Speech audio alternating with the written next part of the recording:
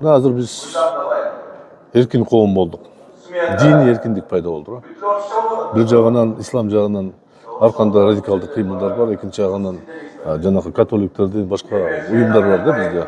Мыйзамсыз же мыйзамдуу, бирок адамдын сезимине алып келбеген. Служитель Иеговы деген баракеттер бар. Бизде болсо якын инкар бар. Мына бир жыйынтыгын башталышын биз көрдүк да. Мамлекеттик символдорго кол салуу. Бул өтө өкүнүчтүү нерсе. Бул кеп камашта эмес, биз тарбия күчөтүшүбүз керек да. Жаш балдарга түшүндүрүп беришибиз керек. Мамлекет деген мына мамлекеттин белгилери ушулар. Мамлекеттин түпкү тамыры ушундай болот. Ага эч ким эч качан кол салганга укуктуу эмес. Баарыбызга сабак болуш керек. Кеп камашта эмес, тарбиялаш. Мектепти күчөтүшүбүз керек.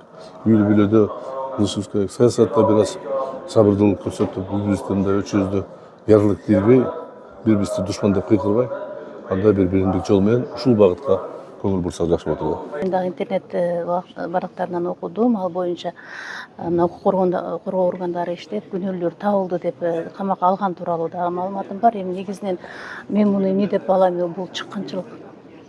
Мындай көрүнүш бул мамлекеттик түзүлүшкө болгон чыккынчылык деп эсептейм. Ошондуктан мындай адамдарды бул багытта жүргөн негизи эле динчил дейбизби же башкалардын баардыгын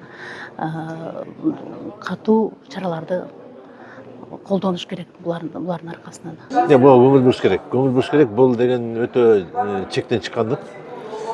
Биздин мамлекеттин символикасына мындай өзүм билемдик анан жанагындай бир диний таңоолоого буга жол бербешибиз керек. Буну сөзсүз түрдө өтө мыйзамдын эң жогорку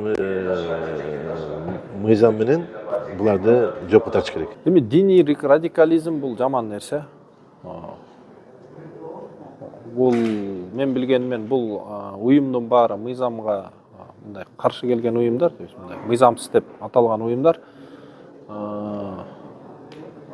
Эми көп жылдан бери бар бизде кандайдыр бир катмар адамдар, алар эмне себептен ошондой радикалдуу уюмдарга кирди, ошону изилдеш керек го дейм.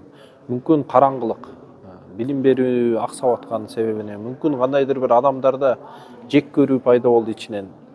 Же мүмкүн сырттагы бир радикалдуу ар кандай уюмдар буларды акча берип өзүнө тартып алды. Ошол себептерин изилдеп, себептерин жок кылганга аракет кылышыбыз керек мындай нерсеничи. Себептерин жок кылсак, мындай уюмдар дагы азаят. То есть бизде жашаган Кыргызстанда ар бир жаран өзүнүн Кыргызстандын мындай айтканда толук кандуу, укуктуу мамлекетте жашаган сезип, өзүнүн укуктары корголгон өзүнү сезсе, мен ойлойм, адамдар деле оңой менен ар кандай радикалдуу уюмдарга кире бербейт ошондочу. Демек биз ошол билим берүүнү, анан адамдын укугун коргоп беришибиз керек да Кыргызстанда. Адилеттүүлүк болуш керек.